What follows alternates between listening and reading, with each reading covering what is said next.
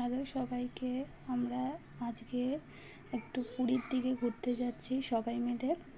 এখন বাজে সন্ধে 6:30 থেকে 7টা। আমরা আজকে বাসে করে সবাই মিলে ঘুরতে যাব। এখন আমরা আবার এসে পড়েছি, বাস থেকে নেমে ট্যাক্সিতে উঠে পড়েছি। এবার ট্যাক্সি করে যাচ্ছি সবাই মিলে। ট্যাক্সিতে করে এখন আমরা সবাই মিলে এসপ্ল্যানেডের দিকে যাব।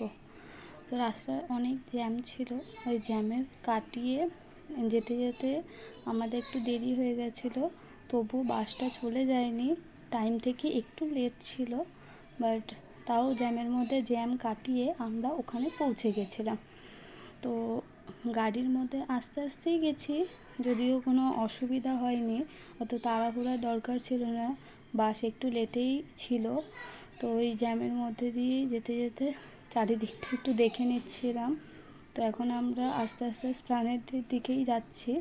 এসপ্ল্যানেডের একদমই কাছে চলে এসেছি, সামনেই সবাই মিলে যাচ্ছে। আমার ছেলে হাঁটতে চাইছিল না একদমই, তাই ওর শাশুড়ি মায়ের কোলে উঠে পড়েছে। ও অনেকটা ছোটো, তো ওই জন্য উঠতে পারছিল না, যেতে পারছিল না, আস্তে আস্তে যাচ্ছে। আমরা সবাই তাই আস্তে আস্তে ওখানে গিয়ে পৌঁছালাম। এবার এখানে ওয়েটিং রুম আছে, তখনও পর্যন্ত বাস ছাড়িনি। ওয়েটিং রুমেই আমরা তখন অপেক্ষা করছিলাম যে বাসটা ছাড়লে তারপরে গিয়ে বাসের মধ্যে উঠবো আমরা সবাই মিলে। তো এখন বাস এসে পড়েছে, সবাই ওর মধ্যে মাল তুলছিল।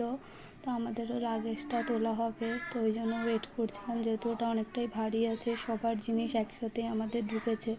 তো ওই জন্য আমার হাজব্যান্ড কিছু কথা ওখানে বলছে যে আমরা এখন এসপ্ল্যানেডে চলে এসেছি, তো আমরা এখন ঘুরতে যাচ্ছি, সেটাই ও ইন্টারভিউ করছিল। যেহেতু বাইরে অনেক সাউন্ড হচ্ছিল, ওই জন্য দিতে পারিনি। তো ও আবার বলেই দিচ্ছে যে আমরা এখন সবে বাসে উঠলাম, বাসে এন্ট্রি নিয়েছি। বাসে এন্ট্রিতে ঢুকলাম যখন, তখন আমার ছেলে এদিক করছে। ও যাওয়ার সঙ্গে সঙ্গেই তাই বাসগুলো দেখছে। আমার শাশুড়ি ওদিকে হাই করে দিল সবাইকে। আমরা একটু ঘুরে ঘুরে দেখছিলাম। এবার বাসে একটু রিল্যাক্স হয়ে বসলাম। বসার পরে আমার হাজব্যান্ড বলছিল যে বাসটা কেমন কি। বাসটায় বসে খুবই আরাম, আমাদের ভীষণ মজা লেগেছে বাসে। যেই ফার্স্ট টাইম আমরা বাসে জার্নি করছি, শ্যামলী বাসে, তো আমাদের ভীষণ ভালো লেগেছে। তাই বসে বসে সব দেখছিলাম যে কি আছে না আছে বাসটায়। তো ওপরে এসির কাজ করছে কি না সব কিছুই আমার হাজব্যান্ড ঘুরে ঘুরে দেখছিল।